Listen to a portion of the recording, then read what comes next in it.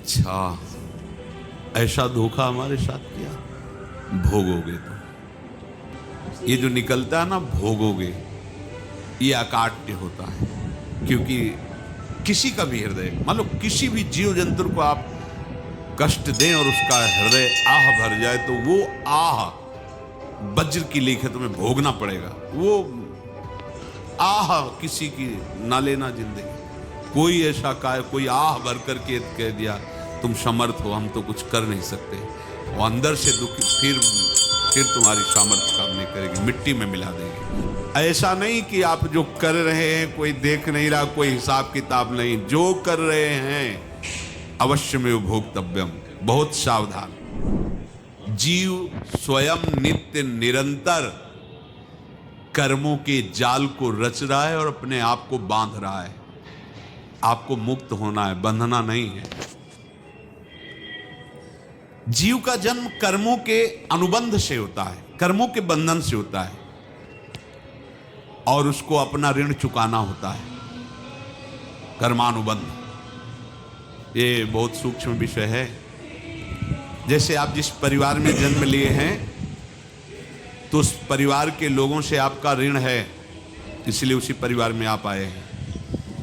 और ऋणानुबंध, उसको बिना चुकाए या बिना वसूल किए आप वहां से जाएंगे नहीं।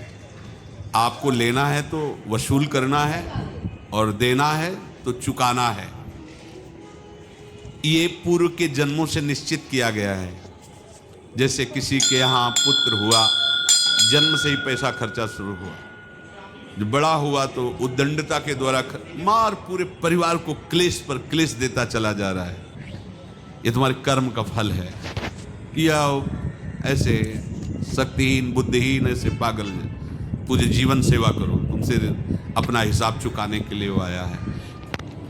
अब परिवार के जो सदस्य जुड़े आके, मतलब पत्नी आते ही पूरी हृदय में आनंद, परिवार में आनंद, और जीवन भर वो आनंद ही सुख देने के लिए उसका जन्म हुआ। वो अपना ऋणानुबंध मुक्त, और आते ही भयंकर क्लेश खड़ा कर दिया, बीच में दीवार और झगड़ा वैसा, फिर अतरे दिन मारपीट शुरू, कलह अशांति, पूरा जीवन नरक हिसाब करने आए।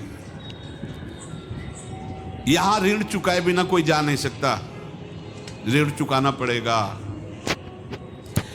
किसी का ऋण वसूल करना है तो किसी को ऋण चुकाना है, दोनों काम करने होते हैं। अनेक जन्मों में अनेक लोगों के साथ हमने जो बर्ताव किए हैं, अच्छे या बुरे, वो होंगे। अब किसी आदमी को हम जानते नहीं, अचानक मिला, अचानक टक्कर लगाओ, मार पीट गाली गुप्ता सब कर दिया, चुपचाप सह लो। क्यों? ये आपका हिसाब है, पूर्व का हिसाब। हमारा उससे कोई द्वेष नहीं, कोई संकल्प नहीं। अचानक घटना घटी और हमसे द्वेष करने लगा, हमें पीटने लगा, हमें गालियां दे, ये हिसाब है, चुपचाप सह जाओ। अपने घर का भाई ही भारी दुश्मन बन गया और क्लेश, हिसाब है। एक प्रभुदत्त ब्रह्मचारी जी की वाणी में पढ़ा था, एक महात्मा जी भ्रमण करते थे, तो उस समय असरफियां चलती थी, मोहरें असरफियां, तो उनको भेंट में देते लोग। तो या तो ठाकुर सेवा में लगे तत्काल, या संत सेवा में तत्काल लगे, उसका संग्रह करके डोलना ये ठीक नहीं है। बैरागी के लिए सिद्धांत में ये ठीक नहीं। तो जब 2, 4, 6, 8 ऐसे मोहरे हुई, उन्होंने विचार किया कि और भ्रमण करके जब काफी मोहरे हो जाएंगी तो प्रयागराज में जब कुंभ पड़ता है, एक बार पूरे सब अखाड़े के संतों को, अलग अलग संप्रदाय सब संतों को बुलाएंगे और सबको खुआएंगे। अब साधु है तो यही विचार करेगा, और क्या विचार करेगा। तो उन्होंने ऐसे डंडा बनवाया, बेंत, जो ऊपर से चूड़ीदार और भीतर पोला, और मोहरे उसमें डालते गए। और भ्रमण, जहां जहां श्रद्धालु भगत थे सबके यहां जाना, और इच्छा रखना कि एक मोहर तो दे ही दे दक्षिणा में। कामना कोई भी हो वो बांधती ही है, ध्यान रखना। इसीलिए प्रभु जो चाहे वो करे, अपनी चाह नहीं रखनी चाहिए, अपनी चाह प्रभु की चाह में मिला देनी चाहिए। धीरे धीरे वो छड़ी भर गई। भ्रमण करने वाले महात्मा चूड़ी लगाई, इंतजार करते रहे जब प्रयाग का कुंभ पड़ा तो चले। तो रास्ते में एक गांव में पूछा जाता है जैसे कहीं रुको कि कोई श्रद्धालु ऐसा है जो संत सेवी है। तो कुछ लोगों ने बताया हाँ एक परिवार है बहुत संत सेवी है और आपको मिलाते हैं उनसे। आइए महाराज घर में रुक। खूब अच्छा हलवा पूड़ी पवाया और जो घर के मालिक थे चरण दबाए। चरण दबाते दबाते उनकी दृष्टि पड़ी उस डंडे पे, इतना मोटा और ऊपर से कुछ चूड़ी सी भी नजर आ रही। इस डंडे में तो कोई रहस्य है ही है। अब महात्मा जी को खवा पिला के सुला दिया। महात्मा जी जब सो गए तो पत्नी से धीरे से कहा वो डंडा लाओ बाबा जी का। डंडा वो चूड़ीदार जो ही खोला पलटाया तो सैकड़ों मोहरे। ऐसे संत रोज पधारे भगवान, तुम आनंद हो जाए फिर क्या। पत्नी से कहा नाप के कंकड़ लाओ। वो तो महात्मा जी तो खाए खीर पूड़ी आराम से सो रहे। रात में पूरी प्लानिंग करके उसमें कंकड़ भर के चूड़ी लगाकर सिराने रख दिया, सारी मोहरें हटा ली। महात्मा जी आराम से छड़ी उठाए तो वजन पक्का। वैसे बड़े लोग चतुर होते हैं पर ये नहीं जानते कि कर्म कितना भयानक होता है। और उनकी कोई संतान नहीं थी पर धन में इतना प्रेम उनको था।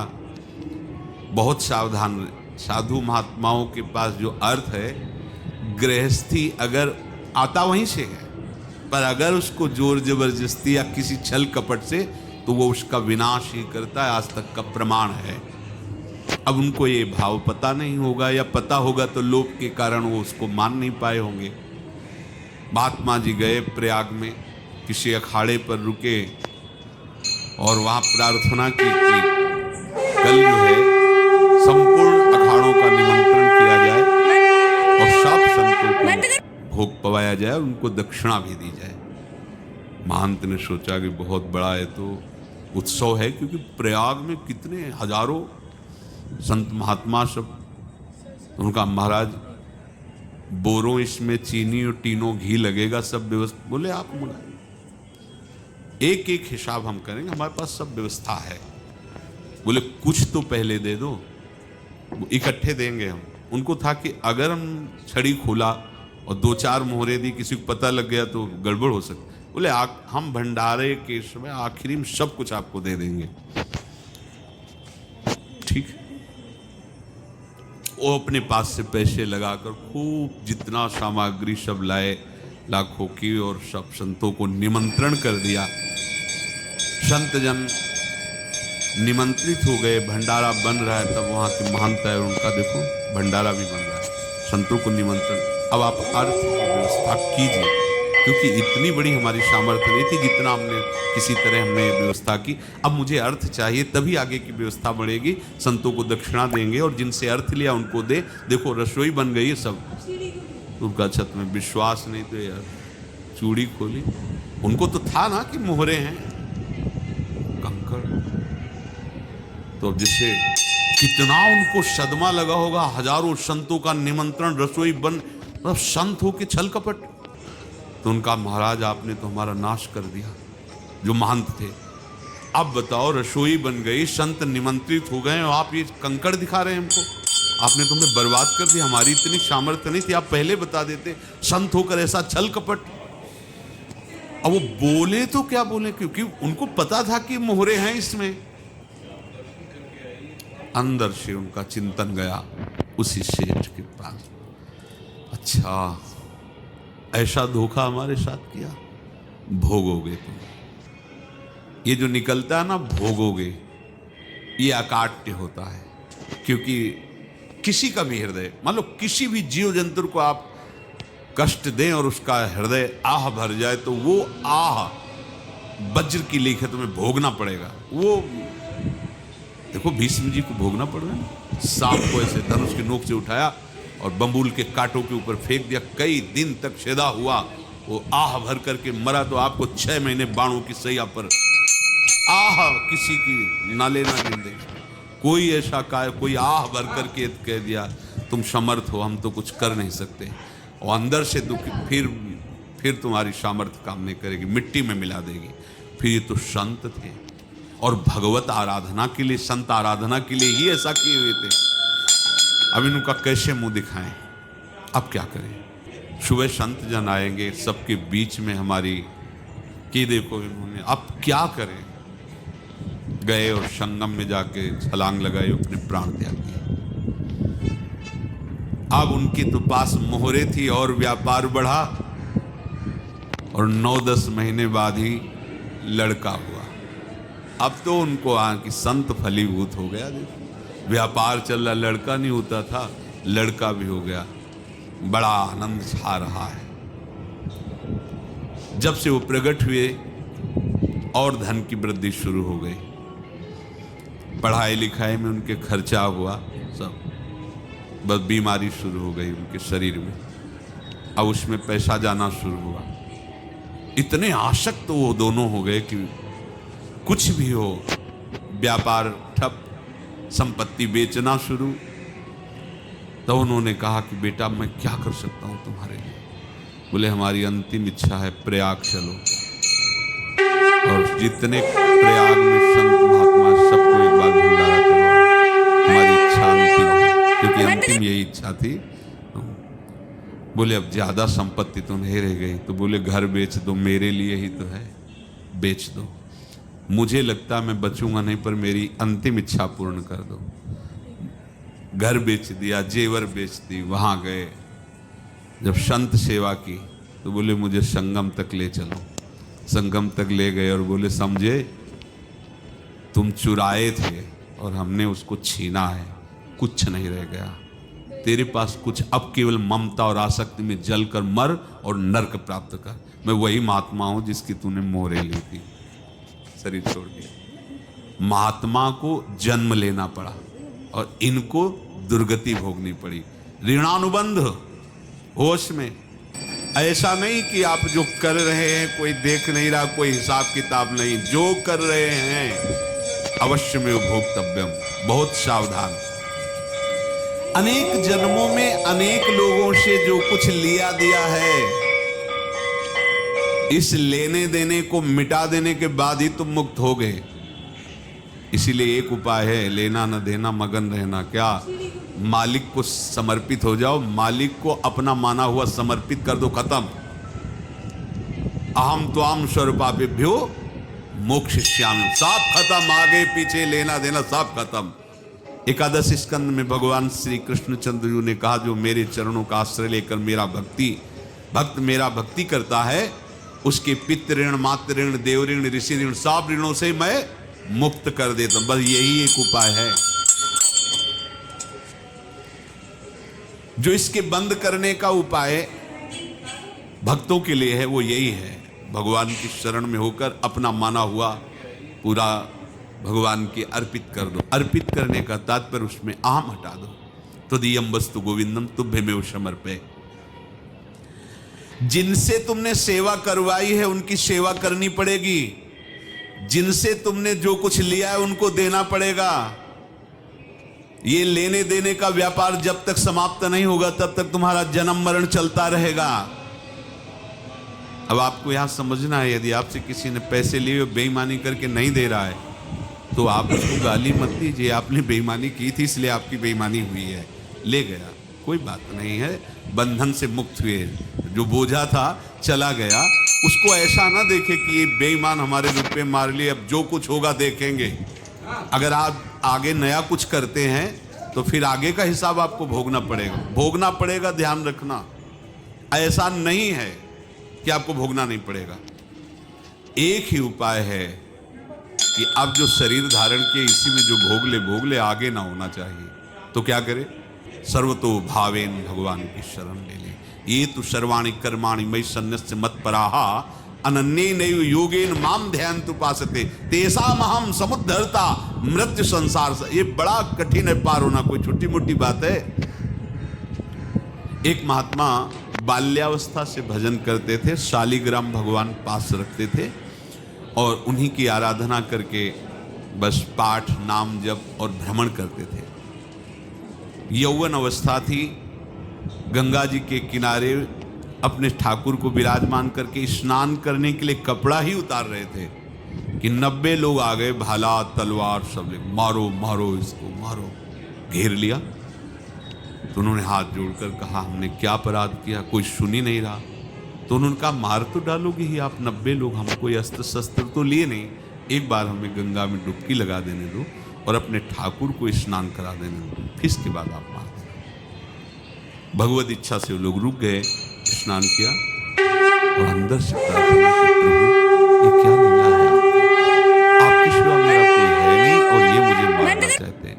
तो भगवान ने जानते हो क्या कहा उनके अंतर में, तुम मेरे में ध्यानस्थ हो करके शरीर को छोड़ो, ये लोग मारेंगे, ये मेरे भजन का फल है कि तुम्हें 90 जन्म नहीं लेना पड़ेगा, एक ही जन्म में 90 मिलके, तुमने 90 हिंसा की थी पूर्व में, तो तुम्हें 90 बार जन्म लेना होता और एक एक करके मारते। ये मेरे भजन का प्रताप है कि एक बार में ही 90 का हिसाब हो जाएगा।